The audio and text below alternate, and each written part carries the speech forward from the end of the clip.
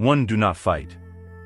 Have you ever felt anger, resentment, or a desire for revenge towards someone who has mistreated you?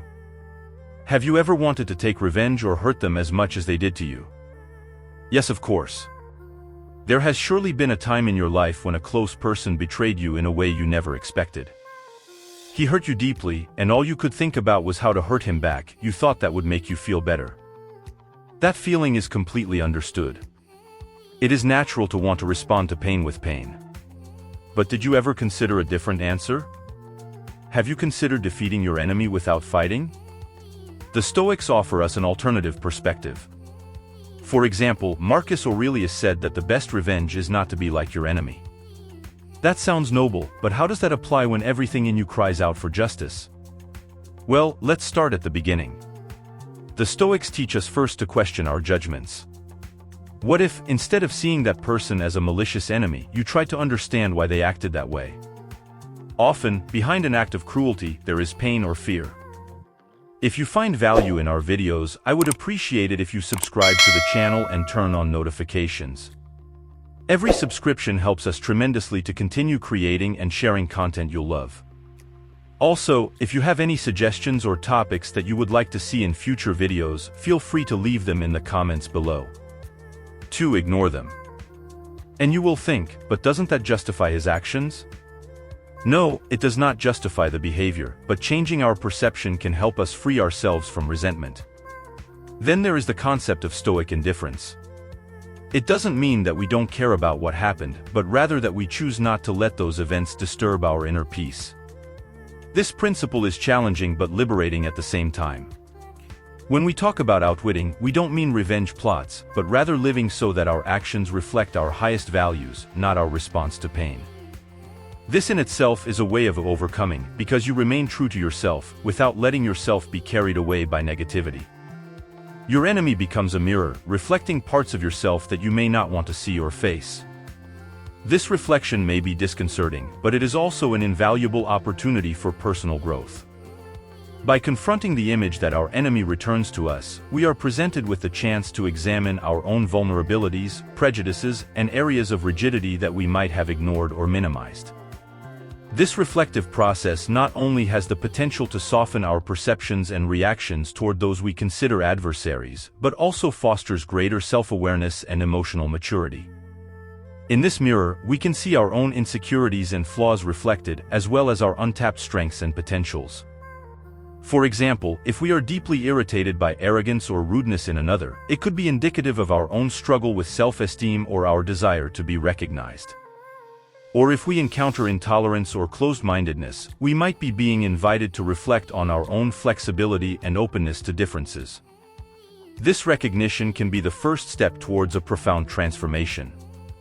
By accepting that the presence of an enemy can be a signal to look inward and work on ourselves, we begin to free ourselves from the burden of resentment and the desire for revenge. Instead of seeking to change the other person, we focus on changing our response and perspective toward the situation, which is ultimately the only thing we truly have control over. Thus, the enemy as a mirror becomes an unexpected teacher, guiding us toward a greater understanding of ourselves and a deeper practice of empathy and forgiveness. Through this process, we can come to see that our true enemy is not the person who confronts us, but the automatic reactions and thought patterns that keep us trapped in cycles of conflict and suffering. By breaking these patterns, we not only transform our relationships with others, but we also open the way to a more fulfilling and peaceful life, founded on self-understanding and genuine compassion. As we advance on this path, adopting a Stoic attitude in the face of adversity, we encounter a concept that is both challenging and liberating: forgiveness. Marcus Aurelius reminds us that freeing ourselves from resentment frees us from an unnecessary burden, something that prevents us from moving forward. 3. Forgiveness. And what about forgiveness? That has always seemed complicated. Forgiveness does not mean forgetting or approving what happened. It is, rather, a decision to let go of the weight of resentment so as not to carry it yourself. It is freeing yourself more than freeing the other person. It's like choosing serenity over chaos. Forgiveness is a powerful tool of liberation. Freeing yourself from resentment and the desire for revenge allows you to move forward without the heavy burden of hate. Forgiveness does not mean forgetting or justifying negative actions, but rather freeing yourself from their negative emotional impact on you. It's about cultivating constant presence of mind and awareness of your thoughts and reactions. Stoic mindfulness allows you to see situations clearly, unclouded by intense emotions, and make decisions based on reason and virtue. 4. Full attention. Exactly. Developing mindfulness and resilience according to Stoic principles radically transforms the way we interact with the world. This practice not only teaches us to observe our emotions and thoughts from a critical distance, allowing us to recognize our habitual reactions to adversity, but also invites us to question them. In doing so, we discover that many of our automatic responses are neither necessary nor beneficial, but simply ingrained habits that can be changed. This process of questioning and deep understanding strengthens our inner strength, that unwavering quality that allows us to face challenges and adversities not with impulsiveness or despair, but with calm and deliberation.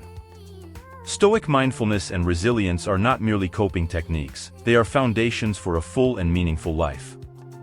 They allow us to live with integrity, coherence and, most importantly, in harmony with the natural flow of existence. Thus, even in the midst of the storm, we can find a center of tranquility, an island of serenity in which external conflicts lose their power over us. This is the promise of Stoicism, not a life without challenges, but a life in which challenges do not define us. It teaches us to be like the oak in the storm. Although we are tossed by the winds, our roots remain firm and deep, rooted in the soil of our own stoic nature. 5. Don't be disturbed. Doesn't all this make you reconsider how you've been dealing with the pain? Maybe there is a better, more stoic way to live despite your wounds. As Epictetus said, it is not events that disturb people but their judgments about them. This principle, deeply rooted in Stoic wisdom, reveals that the core of our disturbance lies not in external events, but in interpretations and judgments we build around them. In this understanding lies a powerful liberation, the ability to choose our responses to life's circumstances, regardless of their nature. When faced with adverse situations, our first inclination is often to react with negative emotions, anger, fear, sadness, perceiving these events as direct threats to our well-being or happiness. However, if we take a moment of pause to examine these situations more closely, we can begin to see that our disturbance comes not from the situation itself, but from the labels and meanings we assign to it. For example, losing a job may initially be seen as a total disaster, but it may also be interpreted as an opportunity to explore new paths and grow in directions we did not previously consider. This refocusing does not mean denying the reality of the challenges or the emotions they generate, but rather managing our perceptions so that emotions do not control us. By changing the way we see obstacles, we transform our inner world and, with it, our experience of life. This not only reduces our suffering, but also expands our ability to meet challenges with creativity and resilience.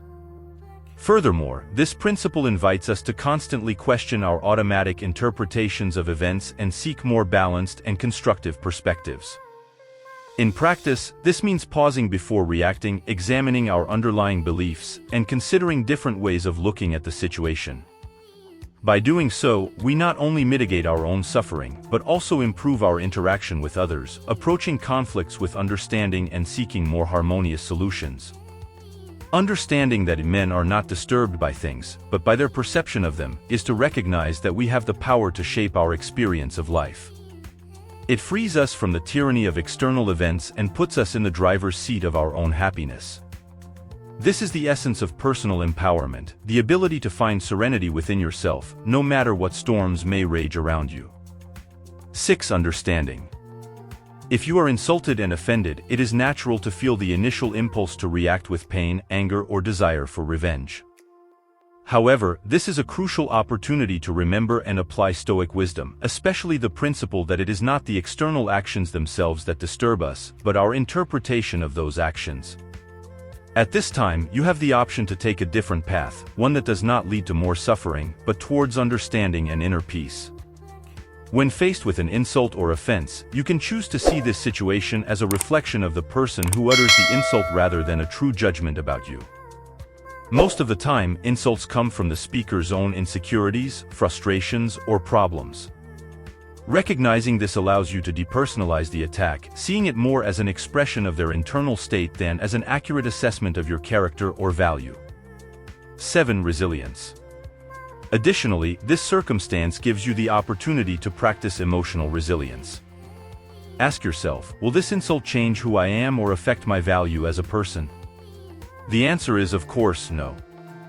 Your intrinsic value and sense of identity are not defined by the opinions of others, but by your own actions, values, and self-acceptance. Resilience in the face of insults and offenses is a skill that is built over time and practice, a testament to inner strength and self-knowledge. Cultivating this resilience not only allows you to maintain your emotional balance in the face of adversity, but also gives you the clarity to respond in a way that reflects your highest values, rather than your momentary impulses. To develop this resilience, it is useful to begin by recognizing that insults and offenses, although they may be painful, do not define your value or alter your essence. Understanding that another person's words are more a reflection of their own inner state than a legitimate comment about you can help you decouple your emotional reaction from the external provocation. This doesn't mean ignoring the pain or pretending that hurtful comments don't affect you, but rather recognizing and accepting your emotions without allowing them to dictate your actions.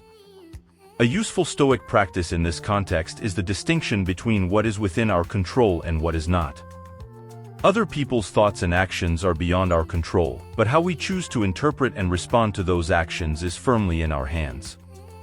Focusing on this distinction can be liberating and empowering, as it reminds you to focus on your own behavior and attitude, which are the true sources of your peace and happiness.